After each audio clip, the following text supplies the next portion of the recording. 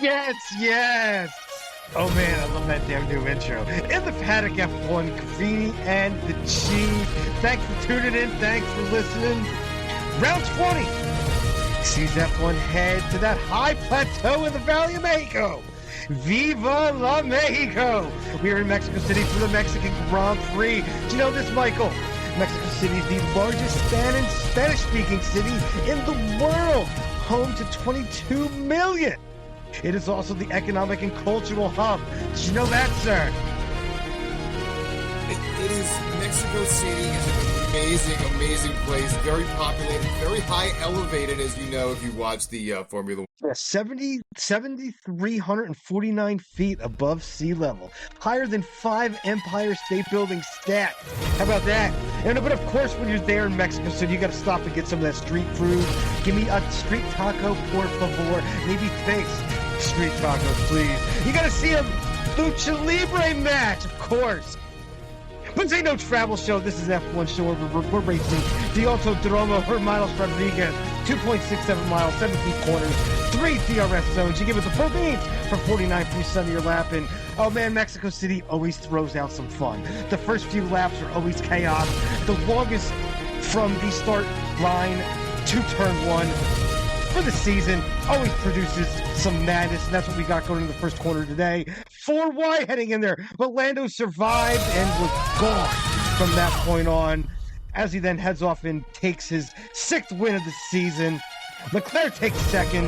Max rounds out the podium. We are caffeinated. We are medicated. Lots to unpack after that one. Greeny, good day, sir. Lots to unpack. Thank you everyone for checking out the YouTube channel. Check it out there as we are growing a seed into a sprout. Always good times there. So thank you all for checking it out. And of course, thank you everyone for tuning in and listening to the program from all around the world. So we, of course, appreciate that. If you check us out and want to sub to the YouTube if you haven't already, if you want to throw us, a little cup of coffee there on every single major platform that you get the audio, you can always subscribe to the show and enjoy that. And thank you all for everyone who's already subbed and appreciate all the love beyond. But we are going to give you some Formula One action because it was a wild one, Cheese. A wild one in Mexico City. Always is. I don't that even start is know. That start is always straight chaos. I guess always. That's where we begin. Max is off the track right at the beginning, and it just goes chaotic from there. Give me a rundown of just turn 1. All right, where do you want to start? I mean, some guys, I think Leclerc didn't have the best start, but you really can recover pretty easily on the start because it's so darn long into turn 1. You get a little slipstream and off and away. 4 wide is pretty common going into turn 1, but of course, 4 cars going to 1 doesn't really work out. So things happen. I mean, Max holding on going through the grass was impressive. I mean, that car was just continually going sideways, just drifting and drifting. How he didn't go to the wall, I do not know. I do not know how he didn't end up in the wall there because you could just see him just scooting across there. Wheels are spinning, but he's still going sideways still. That was madness.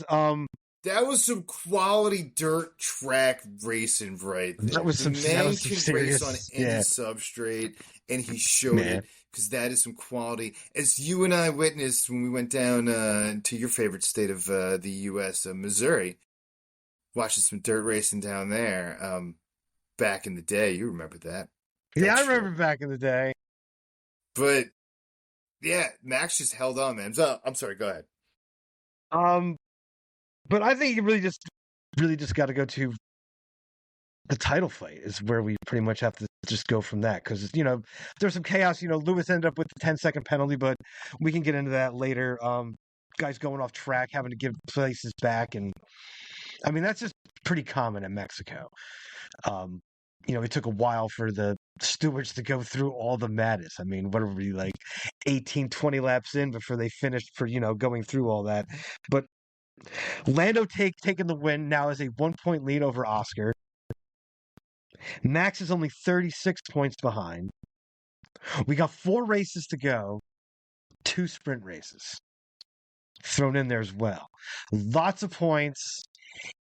It is a 3-way free for all going down the stretch here. Lando didn't just win the race. Lando dominated like old school Max style. I mean, he dominated like you would see, Vettel at times at his peak. You would see, peak drivers winning by 30 plus seconds. Yeah. And that's what he did. And that was really, really impressive because we have not seen much of these 30-second first to second place gaps this season. Really didn't see it the second half of last season, to be honest. So we haven't seen much of that. And for Lando to put that up when he was in the hot pot this week, he was in the boiler this week, and to put that down this week, to put that win down, that was probably the biggest win of Lando Norris's career, hands down. I couldn't agree more. I mean, that was I wanted to win the world title win. The momentum has been going for Lando the last few races, especially on that side of the McLaren garage. You brought it up a few weeks ago, how Oscar the last 6-7 races. Oscar struggled last year, is not kind of his track, so that trend has continued. But Lando throwing down the win, taking the world title win, just putting lots of pressure back, on the Oscar, maybe even crushing Oscar to the point that he just fumbles it from here on out and continues with the downward spiral that he's on. Because momentum, if you get momentum in sports, especially near the end of the year, you know this from watching sports for a billion years. You usually pick the team that's hot at the end of the season. Lando's been way hotter than Oscar. Max has been hot, so it's probably going to be a Max-Lando battle down the stretch. That's where I would probably think right now. I think Oscar's going to, unfortunately, he's young. It's going to be possibly a crumble here.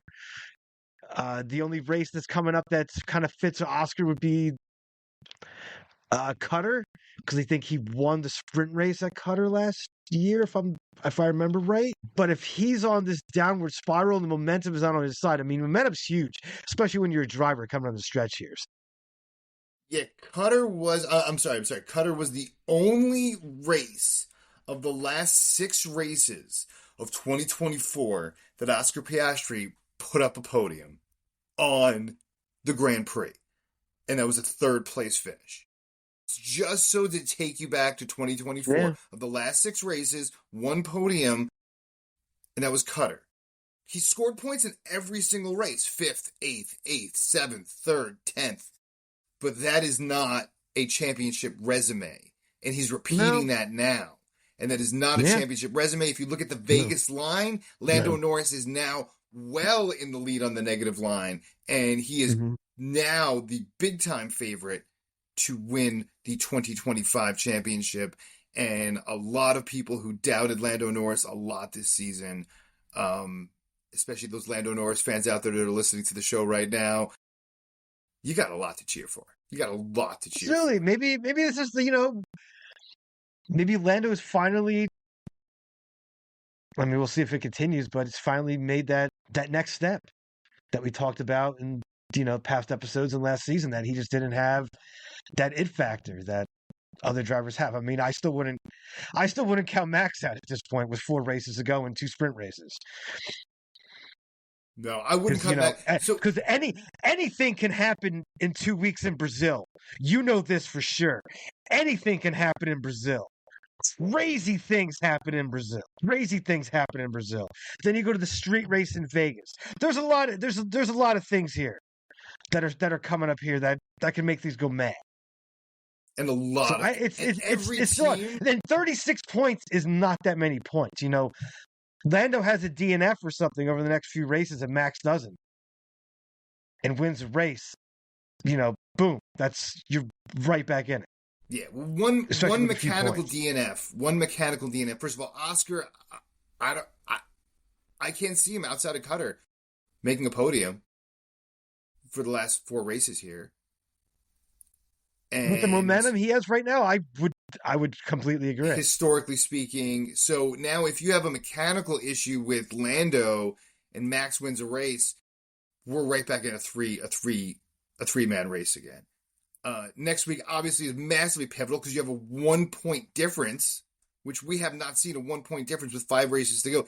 Feels like 21, and maybe before that, 2012 was the last time we had this close of I had to look back in the history books, but with 5 races to go, 4 races to go. In 4 races, yeah. Being within a point, that's pretty crazy because we have not. There's still a ton of points exactly on the what we table. want, and the fact that the guy in third, Max Verstappen, is the 4-time reigning champion, and he's right there.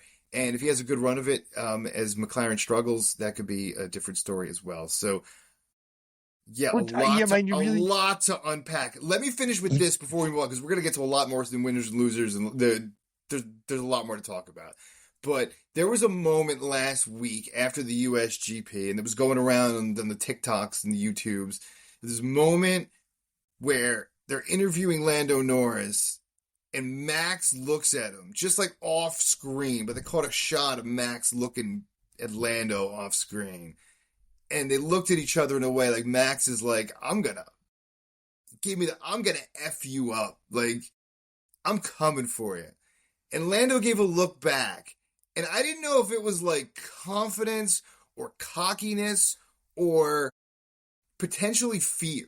I'd be afraid. But it seems after this week, this could be Lando Norris's year. And if he keeps up this intensity for the last 4 races, he will be the 2025 Formula One World Drivers' Champion. Final thoughts before we go to the cockpit, sir. Leave it there because you're in trouble in the cockpit. So, and I got no chance. All right, we needed a show intro at some point to the Quizmaster's cockpit, but here we go. One time around the track, we got 3 questions. Cheese, you're going to throw at me. I'm going to try for 3 purple sectors. If I get only one green, 1 red, anything besides my purple, we're going to go right into the winners and losers segment. If I can get all 3 purples, which I have done many times this season, sir. Yeah, you have. We will go into winners. So, got the music's cranked up, and we are ready to roll. So, question number 1. Question number 1, sir. Who has the most wins at the Mexican Grand Prix in Formula One? I think it's Max. That is correct. It is Max. He has 5. 5. He won it back in 2017. So that was one of his, before his big run. Yeah. He had a Mexican GP under his belt. Question number 2. So off to a good start. Lando had McLaren's first pole in Mexico since 1990. What driver had the pole that year in a McLaren? Senna? Prost? Actually, Gerhard Berger. Gerhard Berger. Oh. Of course it was. What year was that? 90. Long time ago. Yeah. It's the last time McLaren had a pole there. Wow. I mean, there was a large gap when there was no Mexican Grand Prix. There was a large gap. There was a large gap there, but you know why there was a large gap? Is that the final question? No, that is not the final question. No, the final question. Yes, it was mostly because of the massive pollution, and Formula One doesn't do a great job, especially at that time, not adding pollution into a gigantic valley in Mexico. So, point of interest there. So, pollution-related, non-third question, pollution-related, which I'm already done. We're already going to losers, so it's already over. I missed another Gerhard Berger question, which at least once a season, you got to give me a Gerhard Berger. At least once a season, I need my Gerhard Berger question. You always get you, too. Should have known. Go ahead. Always get you, always too. Gets me. When in doubt. So you still want the third question. Go ahead. Even though you lost, you still want the third question. Of course I want the third question. All right. Was that the question? No, that is not the question. The Mexican Grand Prix has been held at one circuit. The circuit is named for 2 famous Mexican racing brothers. What are their names? Oh, I knew that. Oh, man. Oh, well, yeah. I don't know. No, just going to go with don't know. I don't know. I'm not going to embarrass myself. All right, that's fine. That was a tough question. Ricardo and Pedro Rodriguez. I knew Who this at gives one you time. I knew that. hermanos? I knew that at one time. I read a book one time about. Once I read a book. No, I'm looking about the history of the Mexican Grand Prix and history of Mexican racing, and it is very interesting. As you know, Mexico City is really the only racetrack is in the middle of the largest city in Mexico. It's really only been, which is very, very interesting as far as, you know, global racing goes. So it's extremely interesting. But I did remember reading that at one time, and I should have brushed up a little bit better in my homework. So of course that takes us to losers, because I'm a loser. And we got plenty of losers, I'm sure, this week. So I guess go for it, man. Right off the bat, just Alpine, another just disastrous weekend for Alpine. I mean, they are gone. They were on a little bit of an upward swing there, and then it's just gone crashing right back down. Reality is set back in. Just absolute stink right now for Alpine. I'm gonna give it to Lewis and probably a little bit of Ferrari too, just because of the 10-second penalty that he had. Had a chance for a double podium. Absolutely. Probably the team should have said, give some time back.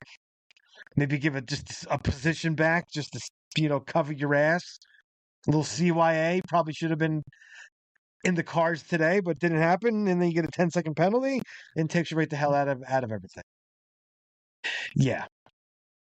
Disappointing. Those would be my losers. Yeah. I mean, you can go a lot of different directions.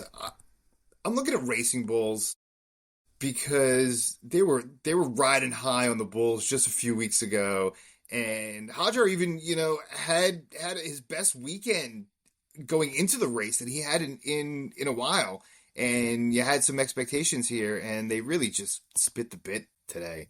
You really saw the really potential for some points for the Racing Bulls today, and they kind of blew it. And with that, I'm going to go also with Yuki Tsunoda, who also should have finished in the points as well. You're going back a few races, and you had 4 between the Red Bull and Racing Bulls in the points, and now, I mean, you got an 11th and 12th, but you also, I'm sorry, and 11th and 13th with Isaac Hajar. But definitely on the absolute downward swing from the back end, outside of Max Verstappen, which who makes podium, interesting day for him as well. He could have finished off the podium, but we'll get to Max in a minute. And those are my losers for the week, which takes us into winners. I'm sure you got plenty of those too. I am going to give Charles Leclerc, absolutely. Great drive. Another podium. I think it was that back-to-back podiums for Charles too.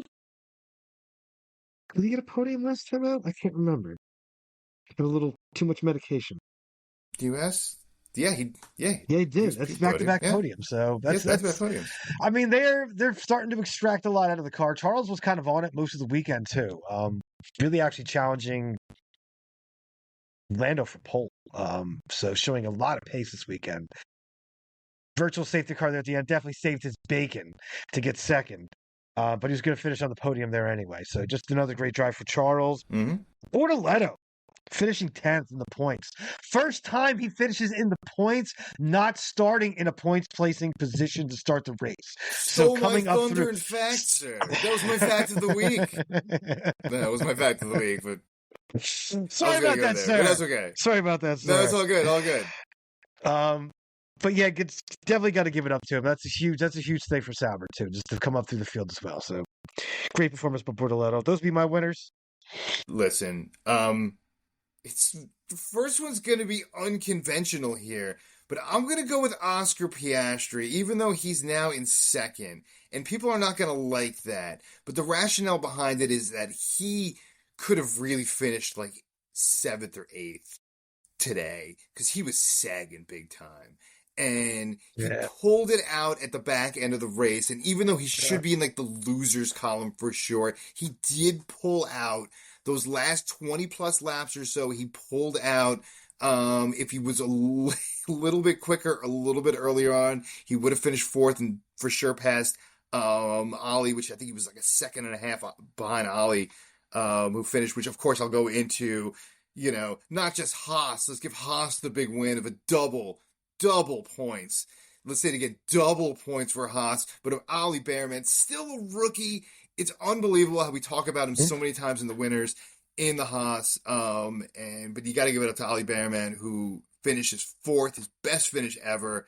Got to be pumping your fist for that one. Oh, held off Oscar down the stretch there.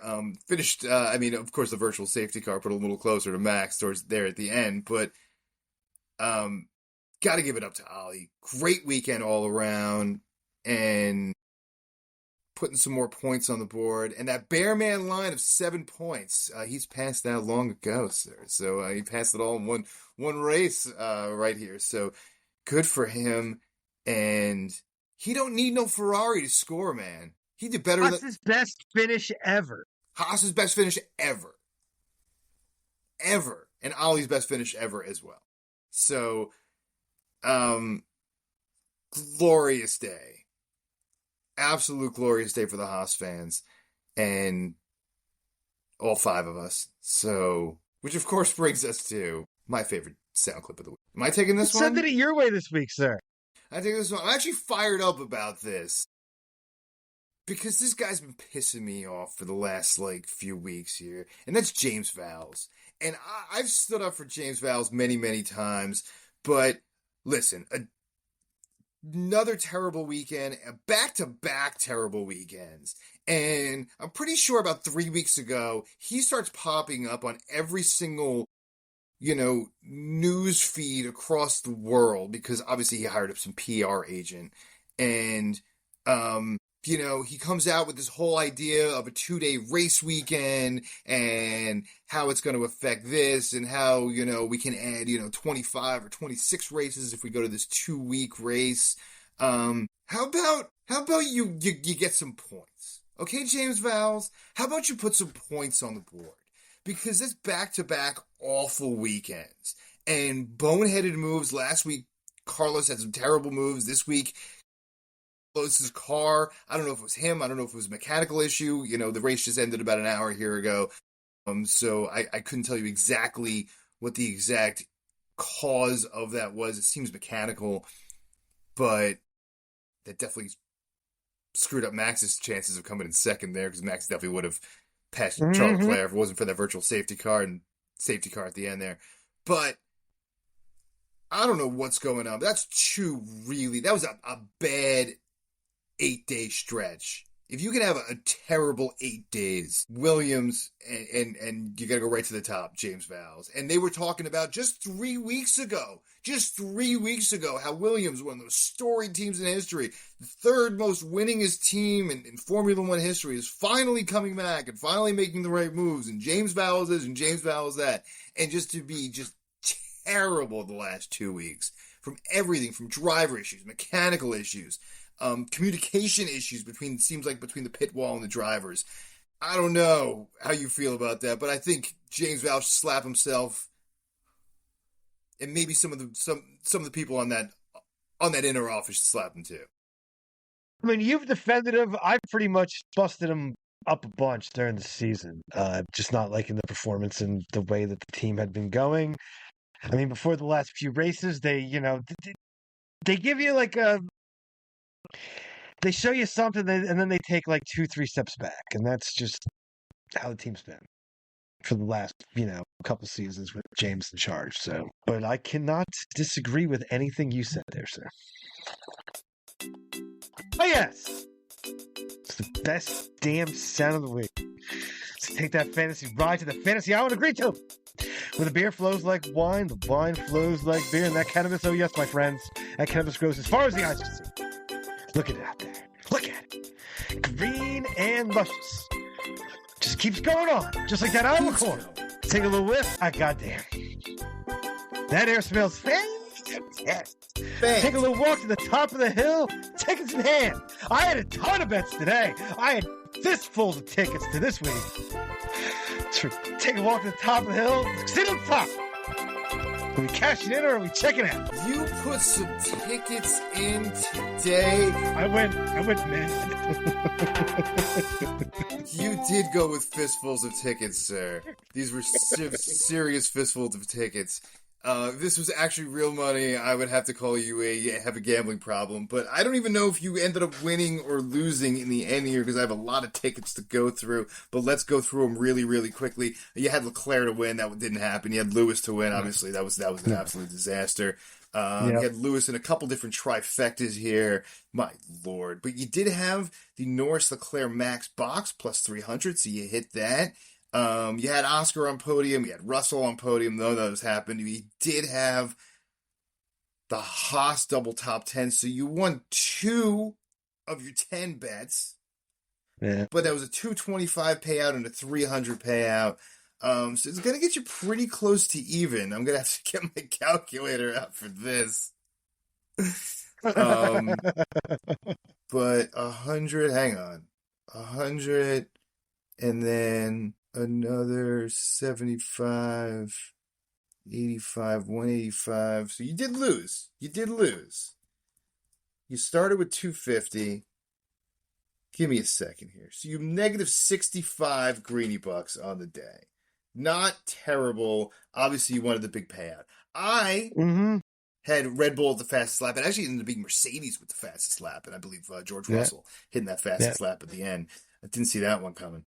And I had Norris, Leclerc, Hamilton box plus 300. I also had Charles Leclerc top 2 plus 100. Hit that. Should not have hit that, as I aforementioned, because we should not have had that Williams mess, but I will take it. Sometimes it's better to be lucky than good. Actually, it's always better to be lucky than good. And I hit the trifecta for my first time in like a year plus. I hit the trifecta on the day that Ollie Bearman puts up Haas's best day ever. And on a day where my son's football team makes the playoffs 5-0, finish an undefeated regular season, head into the playoffs undefeated. So let's go that. So but on another note, I had that plus 550. So that was a big win there for me. So plus 550 on a 50 greeny buck would be 6.5x. That would be plus 325 greeny bucks. So, sir, you're around 3,400 something. I'm at around 3,875 to your 3,400. So now I have opened up close to a 400 greeny buck lead with that. Finally, the trifecta hit. You got a little work to do going down the stretch here. But, as we are so close, we do have to go back to the beginning of the season. And maybe on our next week off, we will revisit the beginning of the season where we made 5 bets each. 5 bets at 50 greeny bucks a pop. So we're going to have to go back to those and check out if those were winners and losers and see where we are. Because don't forget, we got something. You might have something in your back pocket there. We'll see. We'll tease that a little bit. We'll check that out in the next, because we are off next week, I believe. Correct? 2 weeks. 2 weeks to Brazil. 2 weeks to Brazil. So yes, I'm sure between now and Brazil, we will throw in the, we'll go back and check that out. And if you haven't and you want to go back to the preseason show, you can check that out yourself and see who was right and who was wrong before the season even started. Cheese brings us to the final segment of the week. And that is, in the news. Give me some news. We didn't even talk about it pre-show, actually. No, we didn't. That's all right, though. I got a few things for you here, actually. Apparently, Christian Horner has $1.5 billion to buy a team or start his own F1 team. Thoughts on that? Wants back on the grid somehow. He wants it bad. Yeah, I didn't think he'd want it that bad and risk that much. If I had $1.5 billion and, Horner's around the same age as us, pretty much, and I went through everything he went through, I don't know if I would get back into it again. The guy's got some ambition, but if I had a $1.5 billion, I would just take a step away get I some, don't think it's all his cash. I don't think gigantic, it's all his ridiculous own house cash. on some lake somewhere and just live my life, man. I don't think it's, But that's just me. all his cash. The It's man a does lot of have a lot of cash. cash. It's a lot of cash. That's a lot of cash. That's a lot of scunol, though. Well, that's about, I think that's something about the amount that Cadillac has spent so far getting themselves into Formula One here. So, Yeah, but that's Cadillac. That's not an uh, individual. well, he's got some backers and, you know, man's won a bunch of world titles. So he's going to have people that will throw money at it. Absolutely. So, come on. Let's go to Mohammed Mars. bin I would go to Mars. Sullivan will remain as the F1 president after Tim Mayer withdraws. Are you really shocked about that? No, Formula No. One is just continuing down an interesting path. I know they have, they do really well in the Middle East. They really want to keep that contingent part there because they really want to keep that quad region of Formula One, right? You have the you know, Yeah. Japan, China, Australia side. You want to keep that locked down. You want to keep everyone happy Mm-hmm. there. You keep Honda happy. They keep the folks happy over there. You want to go into, um, into the Middle East. You want to keep people and connections there. Same with Europe and same with the U.S. So they have their four distinct areas that they need to keep happy within. And, having the FIA president who, some could say he's done a very good job. Others can say he has not. He has made some questionable decisions. We can get into all that, but in the end, the devil is better than the one you don't sometimes, and they're making a ton of money. And until they see any kind of downturn, they have the Apple deal. You're not going to pull out your president in the middle of a potential, Apple deal. Not that I don't know his exact involvement in the deal, but you don't want to shake, no pun intended, the apple cart when you're dealing with those situations. That's a delicate situation. Everything has increased since he's been in charge. Ratings have gone up. The money's coming in buttloads now. Was the guy really going to lose his job, or running against somebody, or is pretty much? I think the other mayor probably pulled out because he knew he wasn't going to have the votes to win. So everything's gone in a positive direction since Solomon's been in charge here. So do you really think that's really going to change? No, I don't really think anything was going to change with that. So it's not really shocking at all. All right, what else you got? There was a data breach back in June at the FIA, and Mac's passport was accessed along with some other information from some other drivers. How about that? Listen, if you do not have some kind of antivirus protection or something on your phone and your computer to protect your stuff, man, get it, because these people are everywhere. If you haven't got, these shady calls on your cell phone or text messages or, shady emails or requests for proposals people send you all the time that are, all viruses, and they're getting really good with AI, and you got to be really, really, really careful. And the best way to do that is get some kind of antivirus. And if there's any kind of antivirus or tech company that wants to sponsor our antivirus segment, in the Paddock F1, in the Paddock USA gmail.com, in the Paddock USA gmail.com, hit us up.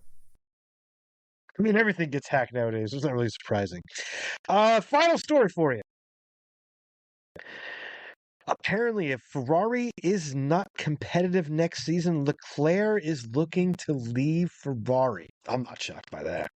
Man wants to win a world title. I think besides Max Verstappen, overall, I think Charles Leclerc has probably been the best driver in Formula One this season. The car is not great, and you know that. And Ferrari should have had a much better season. They put out a junk car, and Charles Leclerc knows it, and people are whispering in his ear more and more, and I think they might be yelling in his ear now that you're a really good driver and you can compete for a World Drivers' Championship. If I had Charles Leclerc and Oscar Piastri in the same exact car racing whatever track, are you going to bet against Leclerc? versus Piastri in equal cars. Probably not. So I think the only person I would legit, if all things are equal, would be Max Verstappen. Maybe George Russell.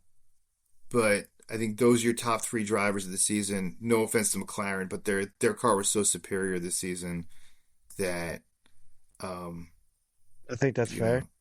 We'll see what happens with Lando down the stretch. Looks like Lando might be one of the best drivers down the stretch here, but, which again makes the entire season interesting. But back to your original point, who knows anymore as well. We'll see what happens in 2026. 2026 is going to change everything. New regs are going to change everything. Yep. And I think silly season 2026 summer break is going to be freaking bananas. Bananas. That's what I think. But we'll cross that bridge when we get there. Especially with 11 teams now. Yeah, I completely agree with that. All right. We mentioned before, but where are we going next, sir? We're going to Brazil in 2 weeks. Sao Paulo, baby. Pack your bags. All kinds of crazy things always happen in Interlagos, baby. Yeah. Well, those listening on YouTube and watching the YouTube show, enjoy the brand new sign-off here that Cheese was begging for. So that'll be coming up here in a moment. It's playing right now. Thank you all for joining us. Say what you got to say, brother. I will catch you guys next week for an Ends the News special and in 2 weeks from Brazil. And as always, stay medicated, my friends. Peace.